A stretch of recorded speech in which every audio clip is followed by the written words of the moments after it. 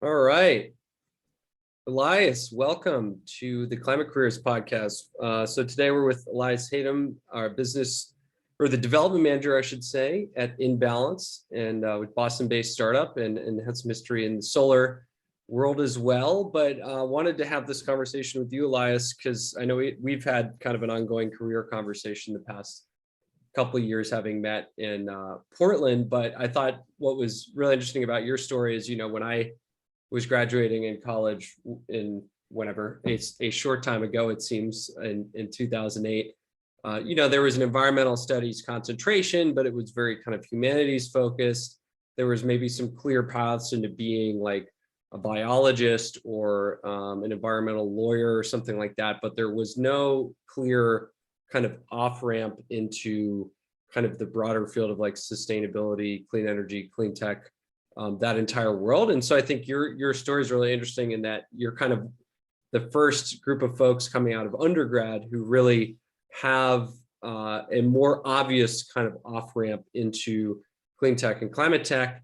And so I was really interested to learn kind of what that view looked like for you in undergrad, and kind of, now that you're a couple of years out of that, what you've learned kind of about the space, and which way you want to orient yourself, which kind of challenges you want to solve, and just more about yourself as you've kind of gotten out in the real world. So yeah, I would like to start kind of, maybe you could introduce yourself again, where you're from and what you're doing now, and kind of what your story was in undergrad. Totally. Well, thanks for having me. I appreciate taking the time. I will say one thing is that I would view it as an on-ramp into climate tech, and not an off-ramp into climate tech. Good distinction. Thank you. Yeah. So some cliff notes about kind of my path. I grew up in Bow, New Hampshire, like yourself, and grew up in Bow, and then went to school in Boston at Boston College after graduating high school. Had a pretty outdoors-based childhood, lived in the woods, couldn't see another house from where I grew up, or from the home that I grew up in. But then went to Boston College and attended the Carroll School of Management for undergrad, concentrations in information systems and business analytics. After undergrad, immediately took a job at a company called Revision Energy up in Portland, Maine, which is a mid-sized solar developer, as well as other distributed energy resources. Worked on deployment of all of those generating assets and energy assets for a few years, and then recently started working at a startup, which you mentioned earlier, called inBalance, based in Boston, working on optimizing and operating in energy markets to make all these assets work together in an intelligent way. Cool. So those are the cliff notes. Wonderful. And so when you were kind of in undergrad, were you kind of, when you showed up freshman year or whenever, did you already kind of know which direction you were heading? I mean, obviously you went into the management school. I'm curious what you kind of saw as your path out of college, and just kind of your experience in college, kind of making sense of what to study to get, ready for that, or, how to orient yourself for a career in the kind of energy world. Mm-hmm.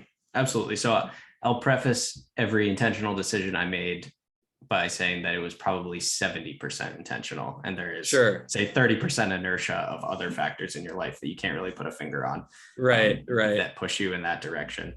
And it's kind of funny, I listen to a fair amount of the content that exists in climate tech, and a frequent question that's asked is like, when was the moment for you that you needed you knew you needed to work in climate tech?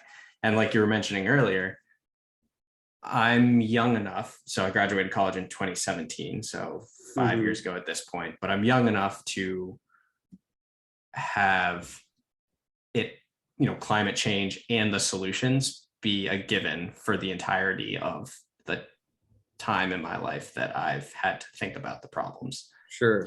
I had this vague notion as a child that the climate was warming, had firsthand, had non-consequential firsthand observations of climate change. Grew up skiing, really enjoy the snow, enjoy winter. And it's obvious to anyone that spends a lot of time in it that it is changing, and it's getting shorter and more volatile, and snow cover occurs for less amount of the year, especially in New England. Totally. And so that was kind of obvious, but then there's this great trend that I'm lucky enough to have grown up in, that by the time I reached graduating college, both the economics of a lot of the solutions and the, say, political momentum for working on this problem had been created by, public opinion had changed. Jobs had appeared, technology had progressed to the point that for me, the option to work in renewable energy was not this major digression from what perhaps the generation above us would view as a successful career. Right. It was something that I could be like, I am proud to be working on this. Yeah. Interesting. And so, when you're in school, I'm curious if you kind of made deliberate choices about, what courses you took or kind of what you studied. I mean, obviously you studied had kind of a business lens in your education. So I'm curious if you made choices, whether it was internships or just classes that you kind of were trying to nudge in that direction and maybe, learn particular things, and what were those things, or just see, hey, am I more interested in, one particular skill set that I could bring to this, renewable energy landscape or another? Yeah, absolutely. So I will say I was pretty quick to realize when I ended up in business school that the topics I was learning for the sake of the topics that I was learning. So learning basic finance, discounted cash flows for the sake of knowing discounted cash flows was not particularly interesting. And that I needed to layer it onto something that I could connect with on a personal level. Sure. And that's really kind of the first intuition I had. I think it was like financial accounting standards and theory, fast one, where I had that thought. I was like, I don't really care about this, but I need to know it because I need to know this because it is a thing that will allow me to pursue the things that I want to work on, the topics I want to work on, and address the problems I'm trying to address. So that was one component of it. And, another kind of an illustrative example of that is that I did a startup competition. I think it was my junior year. Yeah. And so this would have been 2016. Policy had just changed in Massachusetts. I was like, okay, great. Like community solar, good to go now. We combine this with this kind of tech background I have, and we'll be able to create a platform that allows people to invest in solar arrays, which is a business model that exists in plenty of places now. But I pitched this in a pitch competition that was run by BC. And without me knowing, they put me in the category of startups that was like social. So there are three categories. It was social, general, and health. Yeah. And I ended up losing social, probably for good reason, to someone who had come up with a tracker to put in your child's backpack so they get to school safely. Okay. And that's a great idea. Yeah. But I lost to it. Yeah. But I'm pretty sure that I would have beat the company in the competition that was in the general category. And I was like, what the heck? Like, this is a sustainable business without the social component to it, or the social and environmental component. And so I was frustrated. I was like, why is this being viewed through this lens? And it was kind of like the inertia of being in business school, that it's like, oh, you are going down an alternative path, that I was really frustrated with. So to some extent, when I started working in energy after graduating, I really had this like chip on my shoulder to show that like this was a viable path. Yeah. Interesting. Interesting. Yeah. I'm actually in a startup contest right now on the social impact track with another,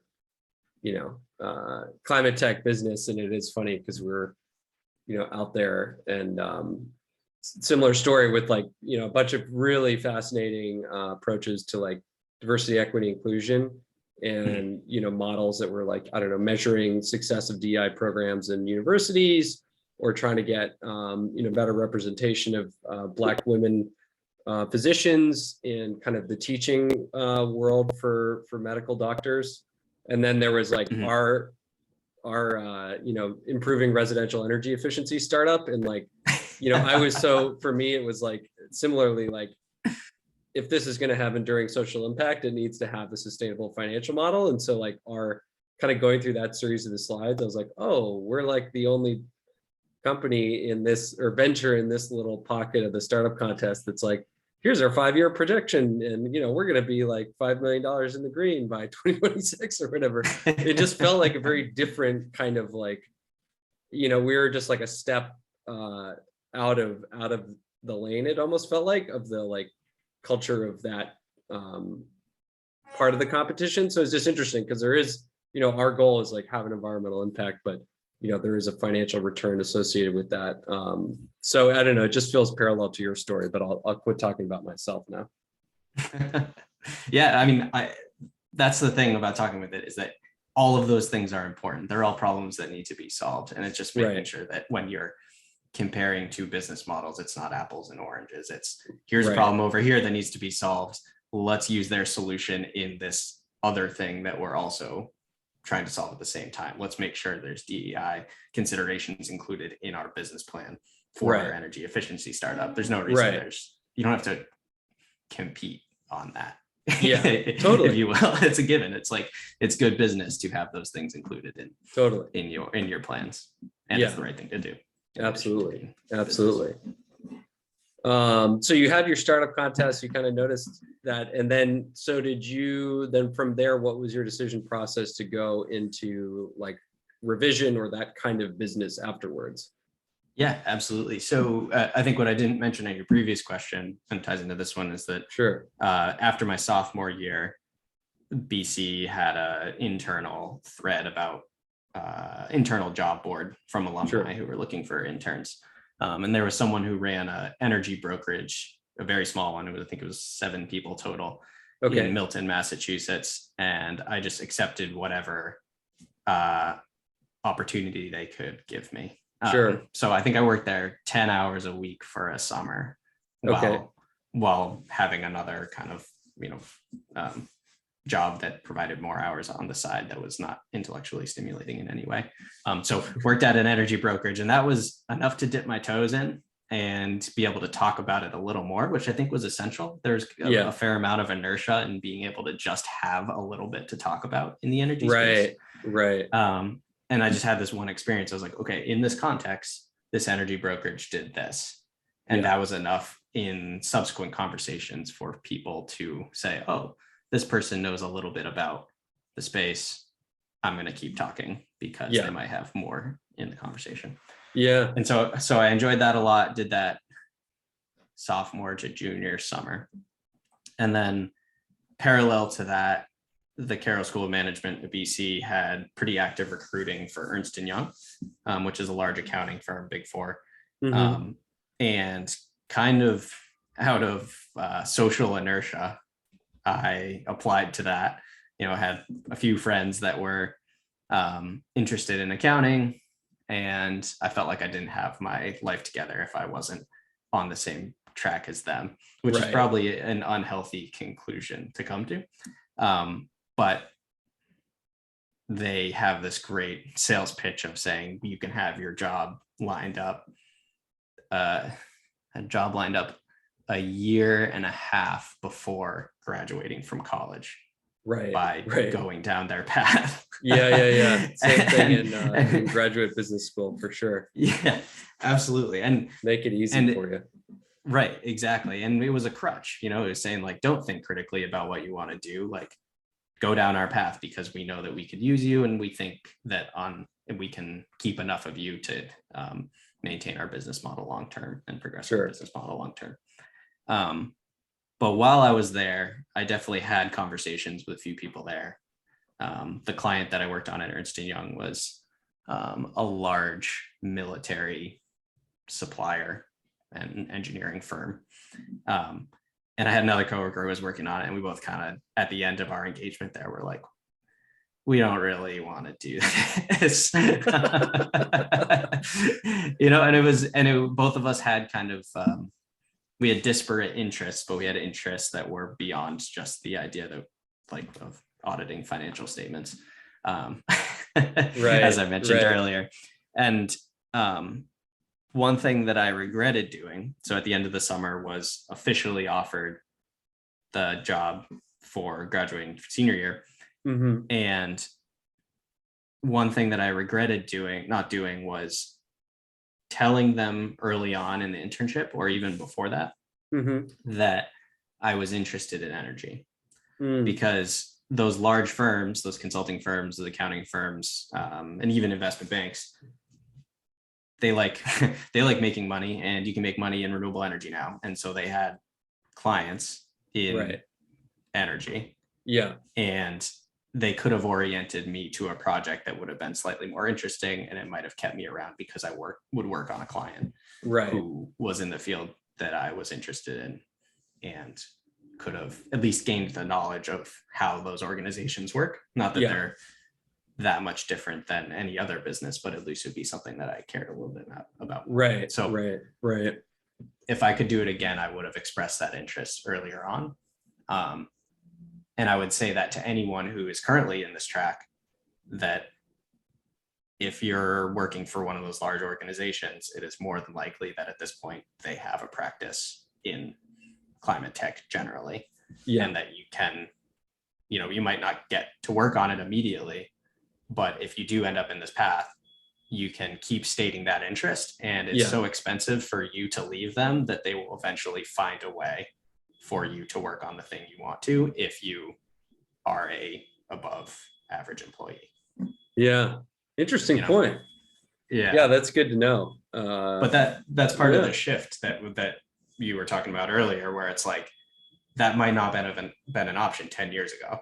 Right. You would have had to intentionally find it in the large organization that is the leader in renewable energy. Whereas now everyone has a practice, and you can orient yourself inside those large organizations, and you get the stamp of, I worked for BCG, or I worked for whatever. Right. Because people trust that brand and say, they vet their candidates, and they can find jobs more easily when they're done their time at one of those large organizations. So totally. Yeah, it's a good point. I think a lot of people go that route after undergrad for 2 years and kind of go through the consulting ringer, and go on to other things afterwards. So it's definitely not a forever path, probably for most people coming out of undergrad and graduate school, from what I understand. So there's definitely it's, if nothing else, it's a stamp of approval for a lot of other kinds of careers. So one other point that I would make about those particular opportunities is that because they're large organizations, they have more infrastructure for learning than smaller organizations. Sure. And if I was choosing which one to work at, I would say which one is investing the most in their employees right out of the gate, because you might get burnt out after 2 years, but you'll have the stamp of approval and the additional training of having working there that can be applied to other skills or to other efforts in your life. That's a value that I think is easy to understate when you haven't been working, either as an undergrad, you haven't had a full-time job ever, or coming from an MBA. Those are, a job looks like a job from the outside, but the culture of learning is something that's really hard to communicate. But when you see it, it's incredibly valuable. You're working with people that you're inspired by, etc. Yeah, good point. So then you kind of reoriented from that experience, and I think probably one of the first businesses that comes to mind for people who are becoming familiar with the energy world and the types of businesses in it are solar installers, are rooftop solar installers. Because I think if there's a point of contact with everyday consumers in the energy landscape, it's that they're like, oh yeah, you can put a solar panel on your roof. And that's one of the most obvious things, maybe specifically for a homeowner, that they might think of as a step that they can take towards taking action on climate at a consumer level. And then, by virtue of that, being aware of those businesses in the Sunruns and the Vivint's and in those, now that those are big companies, and that there's all kinds of regional and local examples of those. So I'm curious how you kind of zeroed in on that after your time at Ernst & Young. Yeah, absolutely. So the end of junior to senior summer, I said no to the job offer from Ernst & Young. So I knew going into senior year that I would have to find a job, So this is Sure. contrary to all the benefits that I just enumerated of a large company. I didn't, I didn't do that. And like you said, residential solar installers are the ones who engage the most with the largest number of people for the renewable energy transition. Sure. They are the ones whose entire thesis is built on persuading a large number of people that this is a problem and that there is a solution to address it right now. Yeah. And so in that sense, that was the first thing that I could look to, right? Sure. Because it's not abstracted away. Yeah. You know, there are a lot of companies or jobs that are great that are out there, say a consulting firm that works for utilities, or a job within a utility that from the outside, you wouldn't really have a good understanding of what that actually does. Right. and that it exists. You know, it's Yeah. this massive organization, and the problems that they're solving are esoteric, and they're kind of intentionally, I don't want to say kept quiet, but intentionally not advertised because they like what they're doing and want to keep going in that direction. And so it's really hard from the outside to know that it's something to work on. Whereas a residential solar installer, they need to convince as many people as possible. So for me, there was a little bit of exposure. Yeah. There was a little bit of wanting to live somewhere. I was ready to get out of Boston at the time. Yeah. Wanted to live somewhere that was a little bit different, but not too far away from where I grew up. And so this company, Revision Energy, ended up on my radar. And I reached out to an acquaintance from high school. He was 4 years older than me, and said, "Hey, you work here. How is it?" And kind of serendipitously, they had a job opening for a role called business analyst that was matched well with the skill set that I had learned in undergrad. Sure. And I had these various experiences through the startup competition, energy brokerage, and my time at EY, that I could speak energy, and I could, I had the, say, technical skill set that they needed to Sure. for this role, the information systems and business analytics background from undergrad that was required for that. So interviewed there and got the job right out of college and moved up to Portland. At the time, so this is 2017, the industry, and it still is today, but the industry was just ramping up its deployment and deployment of these resources, and Revision was well placed to capture any regulatory change that would allow wide-scale deployment in New England. Yeah. And they had existed. I remember speaking to this acquaintance from high school. He was like, Revision Energy has figured out a way to create a sustainable business model here in Maine that's isolated from policy. Yeah. And they do that through reputation, through mission alignment, and then over time through actual returns on the investments people are making. And they're well situated so that when the political tides turn, they have the deep community relationships you need to deploy large energy resources, which is what they're seeing right now. I mean, since the policy changed in Maine in 2018, the solar industry has taken off, and that's true. And you've seen some success of outside players showing up in Maine, and some of them have failed, and Revision stayed strong, and they've continued to grow their business because they've spent this time isolated from policy, not isolated, but insulated from policy risk in a way that if you were just trying to show up, capture the policy benefits, and then get out, you wouldn't be able to do it. And so Revision was well placed at that time from a business perspective that appealed to me to say, okay, let's jump on the ship at this point. Interesting. So what was your kind of assignment there, and what did you kind of learn both about the space and about yourself as you kind of got to work there? Yeah, absolutely. So my assignment there to start was building and refining the tools that the business used to operate themselves. So So the financial models that the teams were using to quote systems, the systems that were being used to put together the package of parts that you need to show up at someone's house to then assemble a solar array, the estimations that you need to do about the efficiency of labor hours required to finish a job, all sorts of these kind of business metrics, the customer acquisition costs, what it costs to acquire a customer and how we can maximize that value once we've acquired a customer. So they had all these kind of tools that needed to be built, and then questions about the business that needed to be answered, because they had kind of grown to a point where they're like, oh, we need to marginal improvements to our operational efficiency actually has significant gains because we're at the size that we're at right now. Yeah. Whereas when you're smaller than that, you might not focus on those problems because you're like, let's just build. We know that we can get X return and we'll build. And then at a certain point, they realize that we have a lot of questions for our management teams that aren't being answered and that we can't make responsible decisions without being answered. Interesting. And so that was what I was hired to do, work directly with, I suppose his title was Director of Financing, and then the CEO a fair amount, as well as the residential sales lead and the Director of Engineering.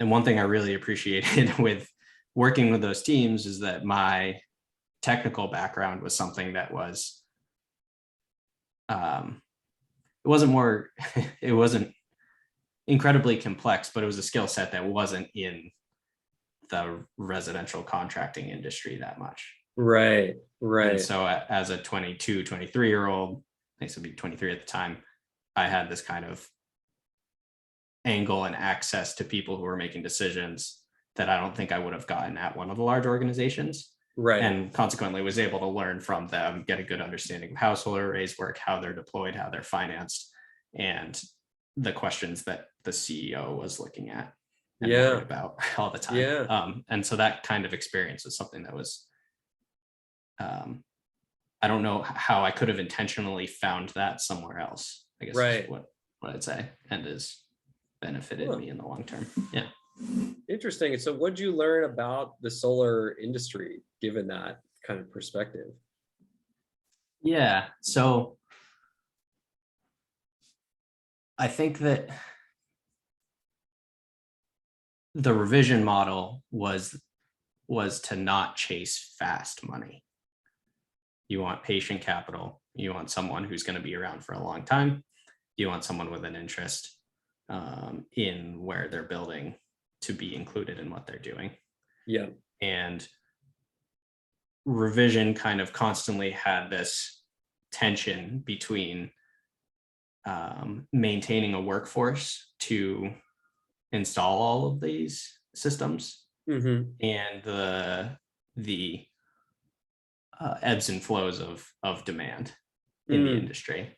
And so they showed me that it was a sustainable business model to be aggressive up to a point to make sure that you can maintain a workforce and keep a substantial number of people employed on benefits working for the entire year, but to not get too greedy about it and hire people temporarily or hire people and not treat them right when demand declines a little bit, because we are, as I mentioned earlier, there is regulatory risk that can upend a lot of things. There's supply risk, like the solar cell tariff in 2017, that can affect these things. And if we know there are these many risks in place, we have to adjust the way we treat people in the industry, with a little more humility than other industries are used to.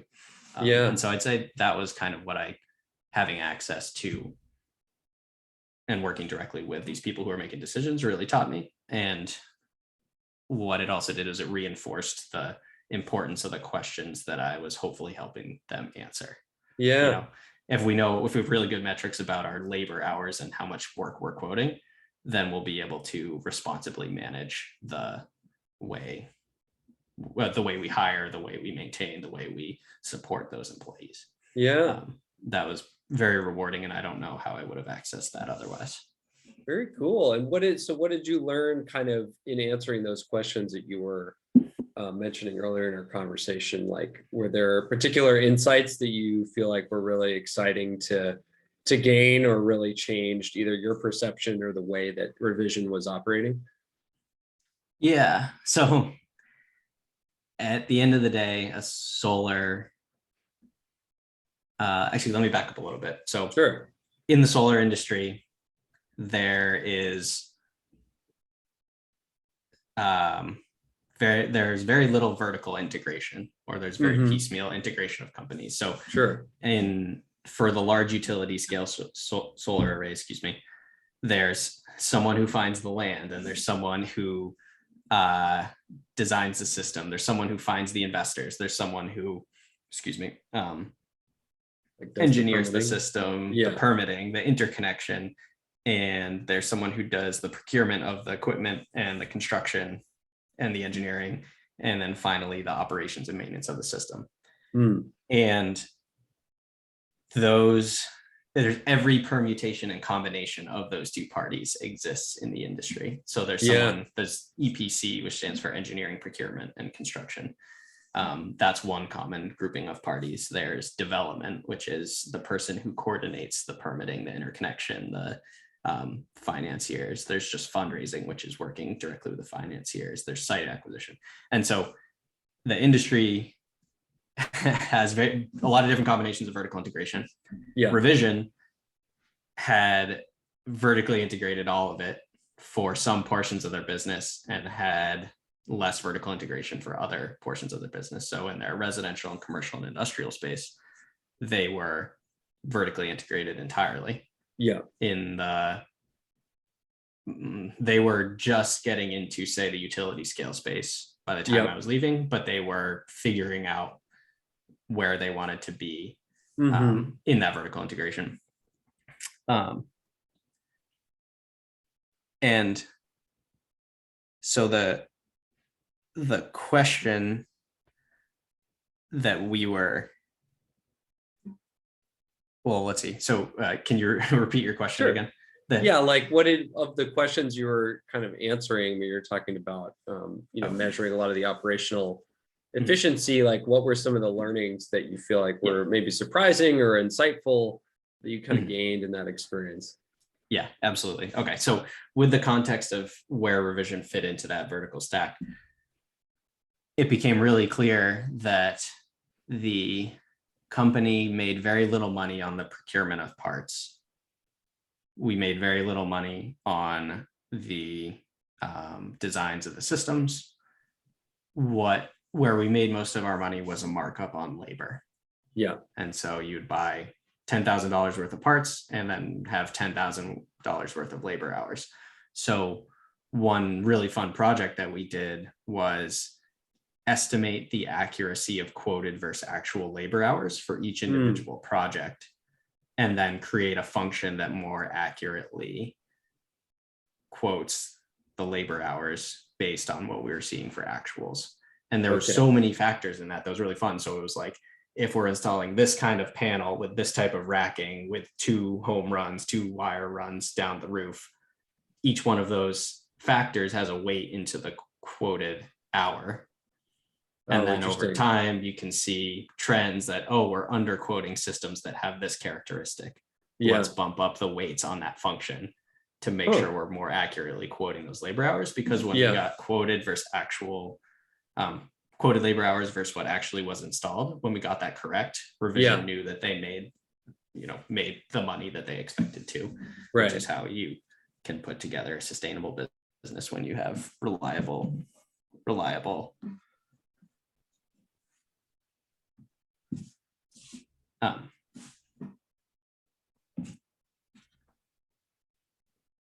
Sorry, my audio.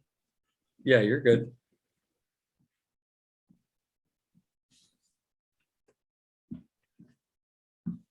Is it working? It is, but I'm getting. Is it choppy on my end?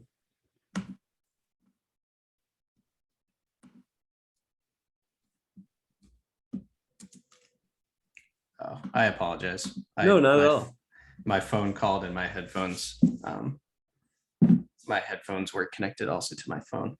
Oh, no. So I was trying to figure out where sound was coming from. I hope that didn't mess up the audio. No. I thought we had got an editor, thankfully. So okay, perfect. Okay. So where was so you I basically built a regression model for, the labor costs, and kind of we're just tuning in the weights of these different elements of the system. And I imagine parts of it was like, are we 2 floors up, 3 floors up, flat roof, kind of system, like you said, all the components. So you're getting a more accurate sense of what really influences the real cost of labor for installs, it sounds like. Exactly. And so for a company that has substantial vertical integration, getting all of those components right starts early on in the process. Yeah. So you can make sure that your, say, customer acquisition is acquiring customers with roofs that are simple. Yeah. Or your initial designs are conservative so that you have more wiggle room when you go to design the actual system in a way that is going to maximize output. And the consequence of that is that you can then predict the amount of revenue that you're going to get from an individual project, because labor is such a strong component of the cost, such a large component of the cost of the system. And that fits back into what I was saying earlier about how there's large supply and demand fluctuations. And so if we have a really good idea about our quoted hours, then we can treat the people who are actually installing the systems much better. Interesting. Because it's predictable how much they're going to need to work, who's going to need to be where, when, those types of questions. So interesting. Yeah. So how then you were there for a certain amount of time, and then you kind of, I think, recognized that you wanted maybe a different, want to be somewhere different in the industry, or maybe kind of align yourself with a different set of opportunities. So I'm curious what that kind of learning process was for you to say, I'm enjoying this, but, I want to now try doing X. Mm-hmm. Yeah, absolutely. So, well, there's kind of 3 narratives that I'll go down, that leads to kind of my next career move in this case. So one is that it was clear that the solar industry was maturing. And that can be seen in a bunch of different things. So salaries were increasing in the industry. It was no longer an expectation that you had to forego a great salary to work in this industry, which is great. That's a good thing. It should be profitable to work in solar, and it is. That same maturity trend was also true in the financing mechanisms and in the financing mechanisms that existed in the industry. So the same strategies that were used to deploy other assets in the infrastructure world were being used in solar, and that was relatively new. The new financial vehicles were leading to large investments in solar, which is great. And the angle that got me to kind of leave the company was this paradigm shift from deployment to interoperability of the resources. So for the longest time, the only option we had was to just build as much as possible. And that's still true. We need to do that through 2035 with the existing resources we have if we want to have a chance at keeping global temperatures below 1.5 C of warming. So we still need to do that. But then that also needs to be paired with interoperability of the resources that we're deploying. Right. And so. And can you explain that a little bit for folks who have zero insight into, what intermittency means? I think there's an instinct that people kind of know the wind doesn't blow and the sun doesn't always shine. And I think that's maybe people think that limits, the deployment of these resources, but whether, I don't know if you want to speak to, the potential of battery storage or just the importance of getting this interoperability right for folks who are just like a little bit unfamiliar with that challenge. Maybe talk about, the challenge that integrating so many of these renewable resources on the grid presents, and then kind of generally at a 35,000 foot level, like how you solve that. Absolutely. And so I'll start with this. So at Revision, we were installing solar arrays. Sure. And at people's homes, we were also installing other IoT devices like residential batteries, heat pump water heaters, electric vehicle chargers, and heat pumps for heating and cooling. So we're electrifying the home. And so we were deploying a bunch of energy resources that may have been traditionally fossil fuel based or other resource based for those needs.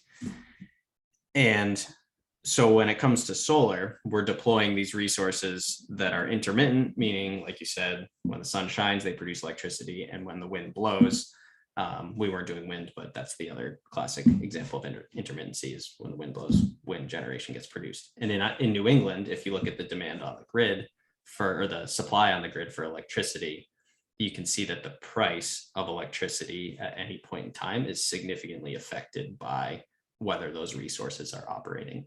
So today or yesterday, April 4th, on the grid, it was a sunny, low demand day, meaning there's not a lot of demand because heating or cooling were not significant loads because it was 50 degrees in most places and it's not hard to move the temperature from there. And it was sunny. And so there was a massive drop in, or I should say, there was a large supply of solar, both at people's homes and on utility scale systems. Sure. And so that creates a challenge for the grid as a whole, because there's some unpredictability to it. And if we know a solar array is going to be operating on Tuesday, or not operating, but producing on Tuesday, but not on Wednesday, there needs to be something to make up that gap on Wednesday, because demand for electricity does not significantly care what day of the week it is, generally. Right. And currently, the way that problem is solved is that there's an institution called ISO New England that sets the rules for planning which resources, electricity generating resources, are available and how they can participate and contribute to the electrical grid as a whole. And that's largely ISO New England is largely a regulatory process that individual consumers are heavily insulated from and have a hard time influencing. Right. Layer on state policy, which also has the state legislatures influencing them to say, hey, we want more renewables. And you have these two regulatory bodies trying to call the shots about how the grid can change to incorporate these intermittent clean resources. Yeah. And you create this problem that abstracts the problem away from the consumer or the producer. In this case, if you own a solar array, suddenly you are a producer of electricity in addition to a consumer, which is a fundamental paradigm shift. Right. And so when I say I wanted to move from deployment to interoperability, I wanted to focus on using the things that were deployed to optimally let them contribute to the system that was being created by the regulatory framework. Sure. So if you have a solar array and a battery, you then can consume when the sun is shining, or you can store when the sun is shining if you have nothing to consume, and then export when there's high demand, say from a demand for electricity, say 4 to 8 p.m. Yeah. And that type of strategization and use of these resources is an immature market, and it is underutilized right now. Largely because deployment is so fast. It's this great problem. It's like, we're going to have to continuously solve this interoperability problem for the next 10 years because it's a moving target, because we're going to keep adding solar arrays, we're going to keep adding batteries, electric vehicles are going to join the grid dynamic. And so we need to continuously make sure that they are operating in an optimal way. And so that's my kind of angle of working at Revision, seeing that these were deployed and sitting there idly, not participating in the best way possible, is what kind of got me to say, okay, this is the next frontier of problems that we created, but for good reason. Yeah. So basically assuring that once we get all this, electrified assets, everyone is an EV, heat pump, hot water heater, heat pump, heating and cooling, they got the solar on the roof and the battery in the garage, that is basically, there's as much renewable energy being used at any point in time, like maybe throughout the day, I should say, as possible, because the way it's structured now, it's kind of like inefficient as, to the use of all these things, because, we just haven't solved that problem, because, there's a lot of the way that used to be solved was just saying, okay, well, we've got one natural gas peaker plant. When demand goes up, we turn that one thing on. And now there's thousands of individual homes and batteries and, solar panel arrays of all shapes and sizes that could all be contributing to that peak. As you said, there's that, what we call that duck curve from like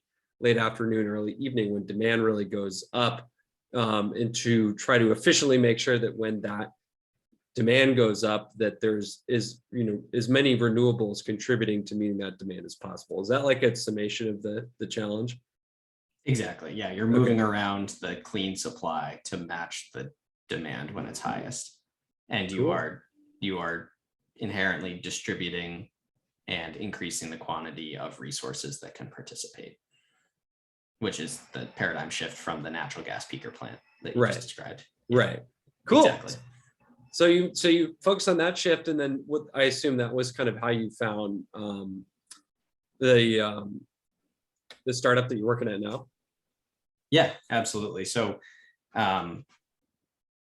one other parallel track is that people kept saying that working in renewable energy was risky, and working in a residential installer in 2020, I didn't view as a risky component. And I wanted to increase the risk to see if I could capture a little more value of the trend to use renewable energy. So I was happy to leave Revision to kind of pursue a little more risk in my career, especially while I was young, which is a good feeling, and found this company, inBalance, which tries to address the interoperability problem through the markets that the institution ISO New England that I mentioned earlier, through the markets that they run, and other equivalent regional institutions like ERCOT and California ISO, Southwest Power Pool. And so what we do is we forecast electricity prices, which is an essential input into optimally operating your resources, because you need to know if in a couple hours the price is going to be really high, you might want to discharge your battery then rather than now when it's lower. Right. And fortunately, and this will be the case on the grid for quite some time, fortunately, unfortunately, when the price of electricity is high, that's when natural gas power plants get turned on. And that's when carbon emission, not natural gas, oil power plants in New England to be specific, and coal power plants like in my hometown of Bow, New Hampshire, Merrimack Station, those turn on when prices are high. And so if we can coordinate assets to turn on when those are on, which correlates with high prices, then we can lower the carbon density of the grid and increase the compensation for these clean assets. And so that's how we're looking to address that problem. And how does that work? I know there's some fancy machine learning / AI that I'm sure is going on, but for the lay people out there, kind of what's the solution to doing to giving that information? Because from what I understand, because I know you and your colleagues kind of presented in the startup class I was in, is that the way that this is done now, which seems insane to me, is that people are literally getting on the phone and saying, this is what the price of electricity is going to be tomorrow or in a couple hours. And, the status quo seems pretty 1980s. So. Right. And so that status quo fits the large centralized natural gas, oil, fossil fuel power plant, nuclear power plant paradigm, where it's one asset and you can have a staff of 4 staff it 24/7 Yeah. to control how it's operating. And so because the number of energy resources is increasing in frequency or in quantity, excuse me, that's no longer efficient to have individual humans operating all of those assets. Yeah. And so our goal is to create a system that can create all of the unique location-based prices in a scalable way that can directly send the signal to the small distributed energy resource as to when to participate in the electricity market. So you don't need an individual trader saying, pulling levers and right. operating a screen. I mean, we need people involved because we need people to control about black swan events and things that inherently humans are still better at. But most of the time, this is a software function that will only increase in importance because of the number of resources that are coming online.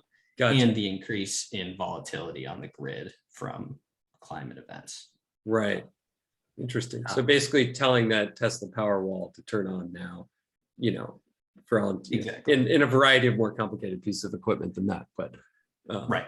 And in our case, we are just providing the signal, and the customer has the actual decision algorithm to say, oh, the price is this. Gotcha. Let's act on it. Interesting. Yeah. So what function are you serving in that business? Yeah.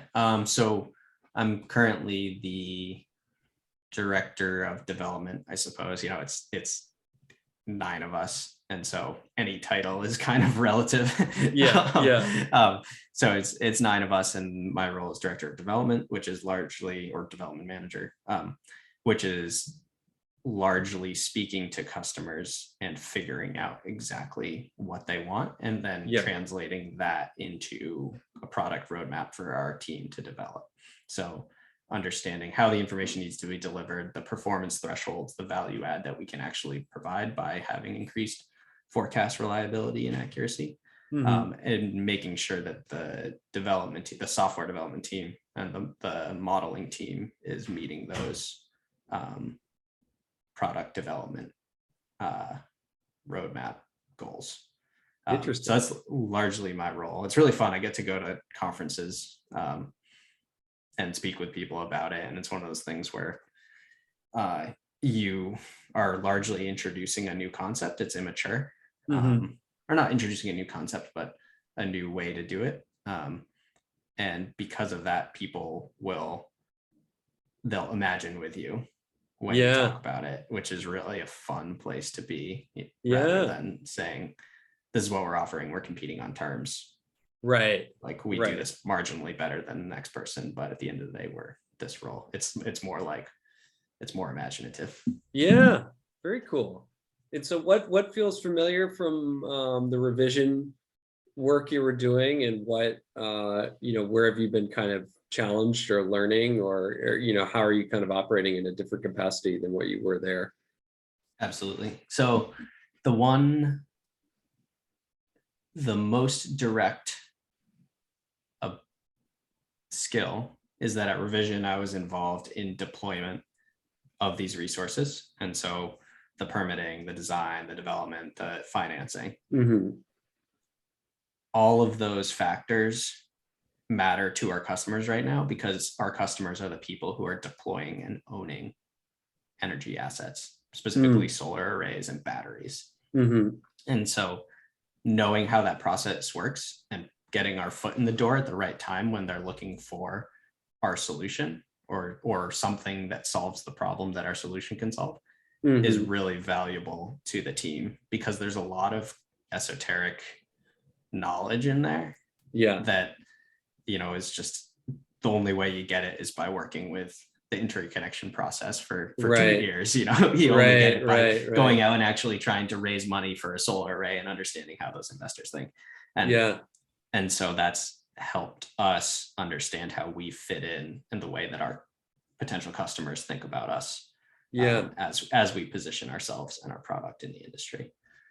I will say, from a cultural standpoint, revision was mid-sized. I think they were 300-ish people when I left, and in the startup it's 9. And one interesting component is that at revision, there was a lot of consensus building in the insights that I found and the solutions I was proposing. It was like, I'd have to come up with a good solution and then like lobby it with a bunch, with all the managers, get approval from CEO, and then like deploy it and like have a project deployment process that was somewhat cumbersome because it affected so many people in the organization. Sure. At inBalance, it's, if you decide it's the right decision, you have one conversation and they approve, and then you better be right because you reap the consequences if it's not the right decision. And so that's been somewhat refreshing, but also provides a certain amount of accountability that occurs when you don't have the crutch to lean on of other smart people. I mean, there are smart people at inBalance, but a large number of other smart people looking at your solution and being critical of it. So interesting. It's a difference. Both work, but and it makes sense because of the size of the institutions. Yeah. And so how are you changing the way you're getting information to make better decisions in that structure? How am I changing the way I am? Like, for example, I might imagine there's more just doing it and then learning, and versus like, I kind of imagine similar dynamic when I was working at Sierra Club, which was, I'm better at just putting stuff out there, and let's develop a model in which we're comfortable with a certain amount of fumbles, because that's the way we're going to learn, because we don't have, at least this was relevant in the gig I did before Sierra Club, which was much smaller, whereas we don't have the capacity to really guesstimate what's going to happen. So let's kind of build a operational level of comfort with this making mistakes and putting stuff out in the wild. And I don't know if that feels relevant with you in terms of like the best way to learn, given that that's now the structure that you're in. Yeah, no, that's exactly how I'm thinking about it. Is in this new structure, I am putting more time into the iteration in the startup structure, into the iteration of each solution or idea that I propose. So we say, okay, what does it look like if we go down this path? And because it's 9 people, we can find out really quickly if it's right or wrong. Right. But in the large institution, it was, hours on the whiteboard and then hours coding or creating the model or writing up the process, and then making sure it's 90% right, so that when someone tells you that it's wrong, it's only wrong a little bit. And so it's kind of just the development of process of these solutions changes. But that's how I've changed the way the work that I do is. And I think that's indicative of a broader industry trend. So energy inherently is slow moving because it's large hardware assets. And so utilities think in a way that is deliberate. Don't want to give them too much credit, but deliberate. Very risk averse at a minimum. Yeah. Exactly. Risk averse, slow change, good ideas win, but need a lot of people's approval before they win. And then you have this really, really active startup space that is quickly addressing problems and then trying to convince utilities that they found a good way to address those problems. But you have a lot of iterative startup development happening. And there's really not that big of a middle ground between the two. There are a couple companies that get to the large stage, but mostly it's small startups that get gobbled up. Yeah. Do you see that changing as this world evolves, or? I think so, but it will have to correspond with the erosion of the responsibility of the utility company.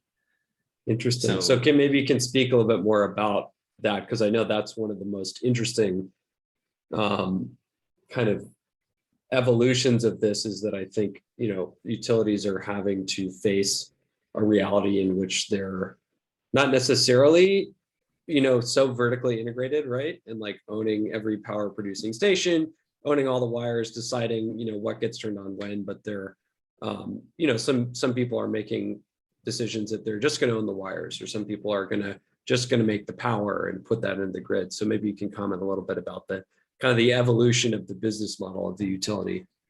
Yeah, absolutely. So let's say go back to the 80s, most utilities were vertically integrated from the point that you consume the electricity through its generation. Sure. And so that meant that utility companies owned the power plant. They owned the wires that transmitted the electricity all around a region. And then they owned the wires that brought them to your house. And then they held the rights to the contracts that said that your home would buy electricity from the power plant. So the supply contracts. So they controlled the whole picture. In the mid 90s, a period of deregulation in the electricity industry led to utilities in many parts of the country, but not all of them yet, selling their generating assets to independent power producers. Mm-hmm. And then suppliers, independent suppliers of electricity, so third parties between the power plant and the consumer, taking over those contracts. So now the utility is responsible for the distribution and the transmission of electricity. And then they also have the option to participate as the supplier of the contract, but don't have to be. Mm-hmm. So that was the fundamental change, is that now they own fewer power plants, if not any, and they have the option to have the supply contracts, but third independent parties can participate. Now, fast forward from the 90s, over time that deregulation happens. It doesn't happen overnight, but it is a trend. Now, I believe everywhere but the Southeast and some parts of the Northwest and Arizona are deregulated. Sure. Meaning the utility is not vertically integrated there anymore. But the components that I listed out, the supply contracts, the distribution and transmission, are also going to be eroded away from the utilities over time. They are granted this kind of natural monopoly status because we don't want wires, competing wires crisscrossing our landscape, right? Which is conventional understanding, and even that's being challenged right now. But over time, it's looking like the utility is going to become just like the distribution utility. So they're only responsible for maintaining the infrastructure to get electricity to your house. And every other component is going to be a third party, well, not third party, independent party in that value stack. So an independent party has your supply contract. The transmission system is largely controlled by independent parties, and just the maintenance of the power line that you see to your house is a utility function. I think that's where it's going to go. Interesting. And so what do you think do you think we'll get to kind of bigger businesses that are holding those kind of third-party arrangements, or do you think it's going to continue to be these small startups that are, again, speaking to individual problem sets within that new paradigm? Yeah, so that is where the larger new companies will fit in, is they will bite off parts of the part that have conventionally been a part of the utility.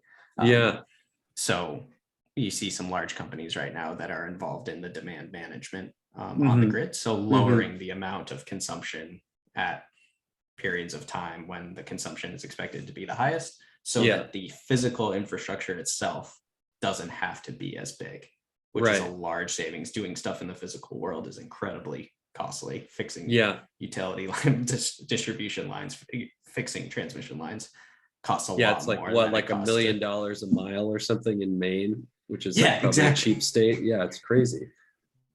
Right, exactly. And so the people that can chew away at the thing that the utility conventionally has done are the ones who are going to be able to reach the scale that puts them on par with the size of a utility without having the luxury of being a natural monopoly. Interesting. Well, I think, but that's just one example. That's wild. So I think we've come a long way from our start of our conversation. I think I'm kind of at the end of my line of questioning, but didn't know if there's anything you kind of wish we spoke about that your closing thoughts that you kind of want to leave the audience here with. Absolutely. So I think for the thesis of this show, talking about what climate careers can look like, I would say that I think that the basic frame of mind when choosing to work on the problem of climate is to identify a specific problem. So I want renewable energy to be produced. I want people to compost more. Mm-hmm. And be very specific about what that problem is, and then teach yourself or find a way to learn the skill set that would be helpful to that problem. Sure. Because involvement in this industry relative to the amount of like social energy that's in it will allow you to learn the adjacent topics if you just have your foot in the door. So if you're interested in composting, get really good at composting, and I guarantee that you will meet people who are adjacent to that problem, and it will open up doors that you wouldn't know were there unless you had that initial kind of interest, right, and effort to get involved in the problem. But that seems like the lowest amount of entropy required to get in, with the largest benefit, so that you don't have to say like your career isn't over if you didn't get to work on the environmental group at Boston Consulting Group. Right. You know what I mean? Like that's, it's one of the benefits of right now is that the political political atmosphere is in favor of this. The social atmosphere is in favor of this. The capital markets are in favor of this. There's enough energy, social energy, that if you get involved, you will meet people who are also interested, and that has an exponential growth effect on your career relative to the other options that exist. Cool. Well, that is a great place to wrap it up today. So thanks, Elias, so much for joining us on the podcast. It's been a wonderful conversation, and just I've certainly learned a lot, and just great to get your perspective on so many elements of both the career and the energy landscape. So thank you so much for coming by today. Yeah, thanks for having me. We've come a long way from meeting at Tandem in Portland, Maine. I wish I could have one of their biscuits right now. That would wrap this up well. So yeah, absolutely. Awesome. Thank you again. Likewise. You have a great day. You too. Bye. Are we supposed to end or?